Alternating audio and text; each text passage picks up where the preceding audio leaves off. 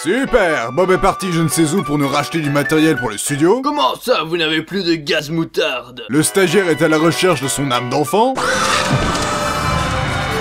Et après, le connard que je suis se retrouve à faire un épisode seul. Grâce au caméo forcé, je peux t'aider si tu veux. D'où vient cette voix? À ta gauche, mec. Ouf, j'ai cru que c'était encore une de ces voix dans ma tête. Mais qui es-tu? Qu'est-ce que tu fous dans mon studio, créature du diable? Je suis Elnox, je fais des critiques de films au KLM. Ah ouais, c'est toi qui plagie Karim Debache. Et Carrion Rock, je préfère. Tu veux voler mes abonnés, c'est ça? Oui, mais aussi te proposer de faire une vidéo sur le pire film de tous les temps. Laisse-moi deviner. Dragon Ball Evolution? Non. Les Visiteurs 3? Cherche encore. Batman et Robin? Die Hard 5? La prélogie Star Wars? Thème de Patrick Sébastien? Non plus, et ça me saoule de jouer à Akinator. Alors putain, le nom du film c'est...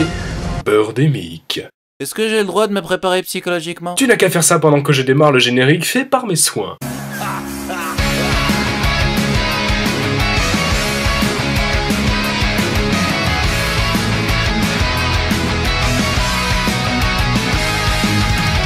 Eh bien salut les gens, je suis Crazy Bon, mais non vous n'êtes pas encore tombé sur un avis mitigé de Durandal. Ce film est une merde! Ce film est une merde! Ce film est une merde! Birdemic, Shock and Terror, sorti en 2008, réalisé par James Nguyen, un film d'horreur mélangeant un romance et attaque d'oiseaux mutants, considéré comme l'un des plus célèbres nanars aux USA. Un nanar est un long métrage qui transpire par ses défauts évidents qui pousse à s'en moquer. On peut notamment citer dans cette catégorie The Room de Tommy Wiseau. I did not hit her. It's not true. It's bullshit. I did not hit her. I did not. Oh, hi, Mark. Jeu d'acteur sur 20. Aussi un autre très connu, Hitman le Cobra, réalisé par Godfrey Ho. Philippe! Je sais où tu te caches! Viens ici que je te bute, enculé! Ta gueule! Et si vous voulez voir une très bonne review de ce film, je vous conseille celle de Monsieur 3D. Et vous allez nous dire... Ouais, mais c'est quoi l'intérêt de tirer sur l'ambulance? Déjà on va pas lui tirer dessus, on va l'enculer à sec avec du gravier! J'adore ta subtilité, mec. N'est-il pas? Rassurez-vous les enfants, on n'a pas choisi le sujet au hasard. Ce film est une tentative de l'auteur de rendre hommage à une œuvre d'Hitchcock, Les Oiseaux, un thriller confrontant la nature à l'homme saupoudré d'horreur, de suspense, d'amour et de sel. Nguyen, tellement obstiné à réaliser Birdemic, a circulé partout dans le festival américain de cinéma Sundance en diffusant des sons d'oiseaux afin de faire sa propre promotion. Telle une bimbo avec sa bouche en cul de poule en manque d'affection. Il a dépensé plus de 10 000 $ pour permettre à son film d'être distribué en masse en DVD en proclamant lui-même que son travail valait la peine d'être admiré. Tu veux qu'on prenne ton travail au sérieux? Alors on va pas y aller de main morte. Traduction, ça va rôter du sang. Notre histoire commence avec une balade au bord d'une Mustang. Le chauffeur nous fait partager sa conduite dynamique, tout ça sur une musique angoissante. Soyez terrifiés par la route, les arbres, ce plan fixe et bancal pendant 5 longues minutes. J'imagine les perfectionnistes être maniaques en PLS en regardant ça. Au bout de cette longue balade inutile, on aperçoit sous un meilleur angle notre héros Rod qui a une démarche aussi naturelle qu'un balai dans le cul. Où serez-vous quand la diarrhée frappera? Mais non, je te dis que c'est un robot, regarde, tes gestes sont beaucoup trop mécaniques. Rod se rappelle qu'il a un pénis et aborde la love interest de manière assez creepy. Je me souviens de toi maintenant. T'étais dans ma classe d'anglais. Ah oui, Ouais, j'étais 2 rangées derrière toi. tu t'en souviens encore? Ouais. Je devrais peut-être pas lui dire que je sniffais ses tampons en quéchette. Je me demandais si on pouvait rester en contact. Ah oui, oui, oui. Voici ma carte. Voilà la mienne. Ok, donc tout le monde a des cartes de visite dans cette ville. Avoue que c'est plus classe que de se partager leur compte Instagram. Putain de hipster. Par la suite, on découvre la vie trépidante de Rod, travaillant dans le télémarketing, gagnant des sommes montant jusqu'à... 1 million de $. On le voit déjeuner tranquillement en regardant des news à la télé éteinte... Non, sans déconner du tout, moi. En parlant des nouvelles qui sont absolument au sef, parlant d'incendie et d'ours polaires avec la présentatrice soit la plus mal cadrée ou soit la plus petite présentatrice au monde. Si c'est vraiment le cas, je m'excuse madame, c'était pas voulu, je vous aime en secret. On le voit faire plein de trucs intéressants comme remplir son essence, assister à des réunions de travail dont les employés sont probablement sous LSD. Vous avez tous travaillé très dur et vous avez tous mérité vos stock options. Félicitations! Toi.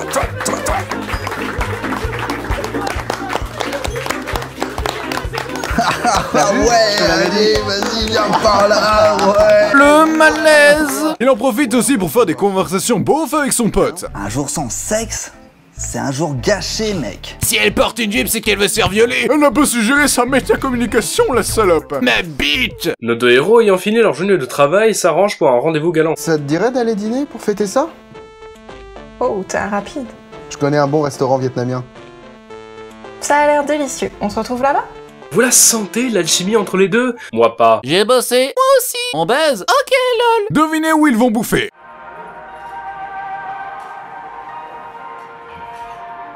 En Afghanistan. T'es complètement con. Leur soirée se déroule bien, mais admirez donc ce chanteur fabuleux. Traîner, passer du temps en famille, avant du paradis. Bizarrement, ça me fait penser au chef dans South Park. Je vais te faire l'amour, ma beauté, t'allonger nu devant la cheminée, caresser ton corps de déesse.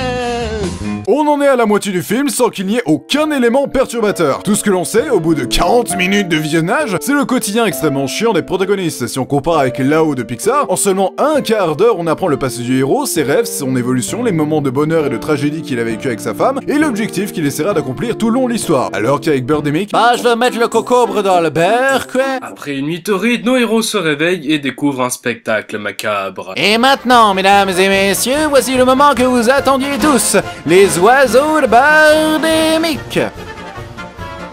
C'est ça, tes oiseaux terrifiants. Des gifs animés en 3D dégueulasses qui font des bruits de jet et qui explosent au contact du sol. Ils font même du surplace. c'est un bug dans la matrice à ce stade et oh mon dieu! Il s'adapte! Je tiens à rappeler que le réalisateur était très fier de ses effets spéciaux. Il en était très fier! Attends, c'est pas la meilleure partie! Regarde la réaction des personnages qui se protègent avec des cintres! C'est pas comme s'il venait de concevoir une arme à la MacGyver qui mélangerait un micro-ondes avec une épingle pour donner une grenade. Là, c'est juste des cintres, putain! Et si tu mettais une musique badass? Même Two Step From Hell ne veut pas sauver ce film. Nos tourtereaux font la connaissance de Ramsey, un ancien marine, et Babette qui panique déjà sur le fait de chercher des survivants alors que la catastrophe vient de démarrer il y a à peine 30 secondes. Mec, t'aurais pas un truc à boire? Bois ton urine si tu veux vivre! Non, ça ira en fait. Ils tombent nez à nez avec deux enfants appelés Suzanne et Théophile, tous deux ayant perdu leurs parents à cause des oiseaux. Attendez, ce sont des orphelins dont les parents sont morts dans d'atroces souffrances. Ah non, en fait, ils ont l'air d'en avoir rien à foutre vu qu'ils jouent à la PSP au calme, sans déconner. Le Scooby Gang a la brillante idée de faire un pique-nique en plein air et bien exposé à des oiseaux quand soudainement, ils rencontrent un ornithologue. Attendez, je vous ai dit de pas approcher, vous êtes sourds ou quoi? C'est dangereux, ils ont la grippe aviaire. On peut pas en parler à l'air de pique-nique? Ah, vous voulez parler? Eh bien d'accord, nous allons parler. N'approchez pas! Mais on a de la bouffe! Ah bon, d'accord! Ce personnage nous offre enfin une théorie sur l'origine de ces créatures. Alors pourquoi nous attaque-t-il? Je ne sais pas, mais ce que je sais en revanche, c'est que le réchauffement climatique entraîne des maladies comme la grippe aviaire. Le virus Raynaud, et j'en oublie. Donc les oiseaux victimes de la grippe aviaire explosent au contact du sol à cause du réchauffement climatique. Non mais attends, tu peux pas faire des raccourcis aussi rapides là. Les zombies attaquent, mais d'où viennent-ils? C'est Carl, il a oublié de fermer le robinet. T'es un enculé, Carl. Ouais putain, tu fais chier. Preuve que le réalisateur n'a rien compris du principe fondamental du film d'Hitchcock. Ce dernier a utilisé le principe du MacGuffin, c'est-à-dire du prétexte scénaristique. Ouais, bonne idée. Son but était simplement de confronter les personnages à des situations de pure angoisse à l'aide d'un événement surnaturel qui forcerait ce genre de mise en scène à se dérouler d'elle-même. En bref, tu peux laisser un élément de l'intrigue énigmatique sans que cela ne bouleverse la crédibilité de l'histoire. Et à la place, Nguyen sort une théorie qui n'a aucun sens. Mais tu ne comprends pas, les oiseaux sont en manque de krill. Le krill serait donc la clé. Et après être reparti en route, Babette en profite pour vider ses intestins et meurt attaquée par un oiseau furtif. J'ai rien pu faire, elle est morte. Qu'est-ce que tu sous-entends par elle est morte? Elle est morte comme elle a vécu, dans sa propre merde. Ils continuent leur trajet et essayent de sauver des passagers d'un bus, mais malheureusement les oiseaux sont dotés d'une chiasse remplie d'acide. Et non, c'est pas encore l'une de mes métaphores foireuses. J'adore leurs morts qui sont totalement synchro. Ne vous plaignez plus jamais de la mort de Marion Cotillard après ça. Niveau scène foireuse, on n'a pas fini étant donné que Pepito veut prendre leur essence. Et maintenant tu vas me vendre de l'essence. Le mec ne veut pas prendre leur essence, il veut racheter leur essence. Connard, mais pas trop. Une fois de plus, Mère Nature vient s'en mêler et Pepito prend bien le temps de ne pas tomber spontanément comme un cadavre normal. Ah, je voulais atterrir sur un sol douillet. Ils repartent en vitesse et prennent bien soin d'oublier le jerrycan d'essence. Ils arrivent dans une forêt de séquoia où ils rencontrent un hippie chelou qui vit dans les arbres. Tu nous laisserais jouer dans ta cabane? Bien sûr. Ouais, on va s'éclater. Bien évidemment, les performances techniques de la bagnole déconnent car... Bon sang, on n'a plus d'essence. En même temps, si t'avais pas oublié le bidon, espèce de gros malin. Mais ne t'en fais pas, public investi, notre groupe ne mourra pas de faim car Rod prend l'initiative de pêcher et de faire cuire des algues. Bah alors, Jamie, elles viennent d'où les algues? Eh bien c'est très simple, ce sont les poils pubiens de la femme de Bob qui se sont éparpillés dans l'océan. N'empêche que je suis pas sûr que ce soit un bon plan de manger des algues et des poissons cuits à l'arrache. Bob l'éponge m'a appris qu'avec un peu de feu, tout peut devenir comestible. C'est ça tes références culturelles. T'es un chat qui parle, tes arguments sont invalides. Quand soudain, le scénariste a oublié que c'était un film d'horreur et une nouvelle attaque des volatiles se produit et s'arrête brutalement à l'apparition d'autres oiseaux, sans explication. Ah, parce que tu cherchais encore une logique là. Eh les mecs, on a retrouvé le krill, il était dans l'océan. Ah merde, ça fait des heures qu'on cherchait dans les bagnoles de ces enfoirés d'humains. Et ouais, on est trop cons putain. Et c'est ainsi que les mauvaises animations repartirent vers le lointain horizon, laissant nos héros immobiles sur un long et gênant plan fixe.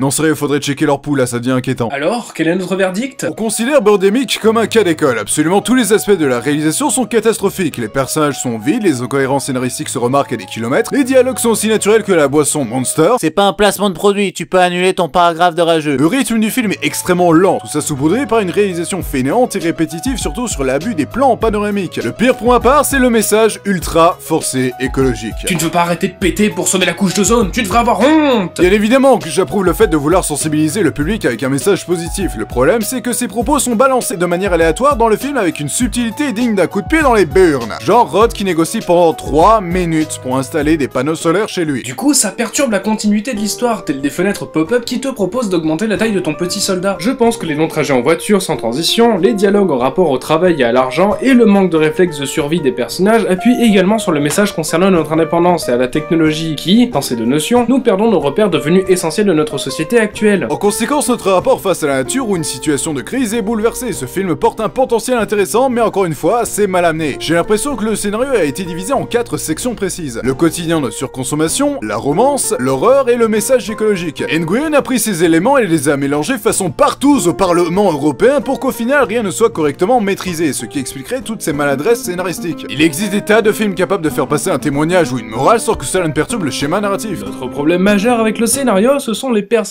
qui, comme l'aurait sans doute remarqué là ou le féministe qui est en toi, les femmes sont représentées telles des morceaux de viande décérébrés juste là pour apporter de l'érotisme. Attention le twist! C'est pareil pour les hommes, réduits à des stéréotypes de beaufs ne pensant qu'à leur voiture, au sexe et maniures d'armes tels des soldats G.I. Joe. Là, chers spectateurs, on vous demande absolument toute votre attention, il faudrait que vous nous rendiez un service. Une statue de 300 mètres de haut en pain d'épices à mon effigie! J'avoue que ce serait cool, mais laisse-moi reprendre en moins cette conclusion. Je vous demande absolument de regarder entièrement ce film. C'est ce que l'on considère comme un véritable cas d'école. Tous les défauts qu'il ne faut pas faire dans un long métrage est contenu dans Birdemic. Cette expérience, une fois chiante, une fois hilarante, vous permettra réellement de juger vos futures projections cinématographiques avec un œil nouveau, en prenant bien en compte toutes les difficultés que peuvent rencontrer les créateurs à la conception d'un long métrage, ainsi que tous les éléments qui composent le fond comme la forme, ou tout simplement d'apprécier davantage le travail que vous admirez déjà dans vos œuvres favorites. Je me rends bien compte que James Nguyen avait de bonnes intentions en réalisant Birdemic. C'est un fan d'Hitchcock, tentant d'accomplir son rêve de passer d'un amateur à un réalisateur oscarisé. James Nguyen était fier de son projet personnel et encore de l'ambition pour ses futures réalisations qui lui tiennent à cœur. Je ne peux donc avoir que de l'empathie pour son travail qui est né de bonnes intentions, toutefois on retrouve exactement la même problématique dans Birdemic 2 qui a exactement les mêmes défauts que le premier du nom. Mon petit James, si tu ne réévalues pas ton travail, tu seras comme une mémé sur un rocking chair, tu auras beau te balancer, tu n'avanceras pas. Le problème c'est qu'il ne suffit pas de bonnes intentions, il faut réussir à comprendre les codes cinématographiques et leur signification profonde, et surtout prendre du recul par rapport à nos compétences et nos productions. Pour ceux qui souhaitent se lancer dans la réalisation, n'ayez pas peur de tester des choses, à vous lancer dans ce monde plein de challenges qu'est le cinéma. N'ayez pas peur de l'avis du public, qui des fois réussit à être constructif et peut vous permettre de vous faire réfléchir sur un aspect de votre travail. Peu importe la qualité de vos premières productions, l'important est d'apprendre de vos erreurs. Essayez encore et encore, pour seul but de vous améliorer le plus possible. Ouais, là ce sera un bon moment pour un événement perturbateur. Je crois que quelque chose vient d'entrer par attraction. Ça me surprend même plus à force. Une armée de Ben Affleck? Mais pourquoi? J'ai mis une note de 2 étoiles sur Allociné pour Batman v Superman, il a pas dû apprécier. Espèce de con! On fait quoi maintenant? Il n'y a plus qu'une seule chose à faire, le vexer. Michael Keaton était un meilleur Batman que tu ne le seras jamais! Et c'est ainsi que Ben Affleck est parti vivre 3 ans dans les régions désertes du Tibet afin de se remettre de ses blessures émotionnelles provoquées par El Nox. Les touristes l'auraient surpris habillé d'un simple pagne, hurlant Gruy, gruy, je suis une chauve-souris. Gruy, gruy, gruy.